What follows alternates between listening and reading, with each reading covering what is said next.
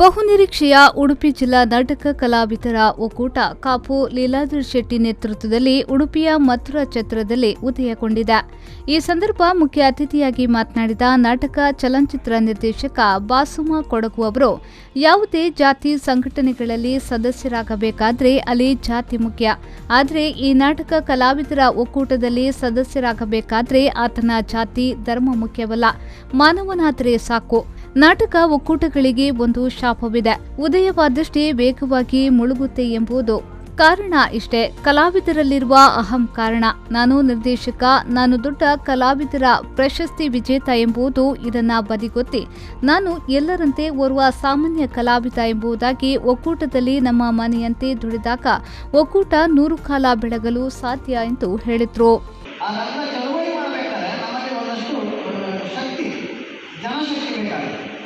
ಈ ಜನಶಕ್ತಿಯನ್ನು ಒಟ್ಟು ಮಾಡಬೇಕಾದ್ರೆ ನಾವು ದೊಡ್ಡ ತ್ಯಾಗಕ್ಕೆ ರೆಡಿಯಾಗಬೇಕು. ಅದು ಯಾವುದು ತ್ಯಾಗ ಅಂದರೆ ನಮ್ಮಲ್ಲಿರುವಂಥ ಅಹಂ, ಇದು ನಾನೊಬ್ಬ ನಿರ್ದೇಶಕ, ನಾನು NST ಪಾಸ್ ಆದವರು, ನಾನು ನೀರಸನ್ನವನು, ನಾನು ದೂರಕ್ಕೆ ಹೋಗಿ, ನಾನು ಕನ್ನಡ ಅನ್ಕೊಂಡಿದ್ದೀನಿ, ನನಗೆ ಪ್ರೈಸ್ ಬಂದಿದೆ, ನನಗೆ ಅವಾರ್ಡ್ ಬಂದಿದೆ, ಇವೆಲ್ಲ ಮನೆಯಲ್ಲಿ ಶೋಕೇಶಲ್ಲಿ ಇಟ್ಬಿಡೋಣ ಅಂತ.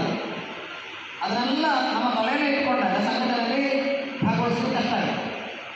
ನಮಗೆ ಬಂದಿರುವ ಎಲ್ಲ ಉಡುಗೊರೆಗಳನ್ನು ನಮ್ಮ ಮನೆಯ ಶೋಕೇಸಿನಲ್ಲಿಟ್ಟು ಫ್ರೀಯಾಗಿ ಇಲ್ಲಿ ಬಂದಾಗ ಸಂಘಟನೆಯಲ್ಲಿ ನಾನು ಮಾಮೂಲಿ ಸದಸ್ಯನಾಗಿ ತೊಡಗಿಸಿಕೊಳ್ಳಲು ಸಾಧ್ಯವಿದೆ. ಉಡುಪಿ ಜಿಲ್ಲಾ ಮೂಲೆ ಮೂಲೆಗಳಿಂದ ನೂರಾರು ಕಲಾವಿದರು ಈ ಸಲಹಾ ಸಭೆಯಲ್ಲಿ ಭಾಗವಹಿಸಿ ಒಕ್ಕೂಟದ ಬೆಳವಣಿಗೆಗಾಗಿ ಉತ್ತಮ ಸಲಹೆಗಳನ್ನು ನೀಡಿದ್ದಾರೆ. ಈ ಸಮಾರಂಭದ ಅಧ್ಯಕ್ಷತೆಯನ್ನ ಮಾತೃ ಸಂಸ್ಥೆಯ ಅಧ್ಯಕ್ಷರಾದ ಲೀಲಾಧರ್ ಶೆಟ್ಟಿ ವಹಿಸಿದ್ರು. ಮುಖ್ಯ ಅತಿಥಿಗಳಾಗಿ ಚಲನಚಿತ್ರ ನಿರ್ದೇಶಕ ಸೂರ್ಯೋದಯ್, ಚಂದ್ರಹಾಸ್ ಸುವರ್ಣ, ರಘು ಪಾಂಡೇಶ್ವರ್, ಪ್ರಭಾಕರ್ ಕಲ್ಯಾಣಿ, ಲೀಲಾವತಿ ಪುಸಲಾಯ, ಪ್ರಭಾಕರ್ ಕುಂದರ್, ಪ್ರಸನ್ನ ಬೈಲೂರು, ಶರತ್ ಉಚ್ಚಿಲ ಉಪಸ್ಥಿತರಿದ್ದರು. ಸುರೇಶ್ ಶರ್ಮಾಳ್, ವಿ4 ನ್ಯೂಸ್, ಪಡುಬಿದ್ರೆ.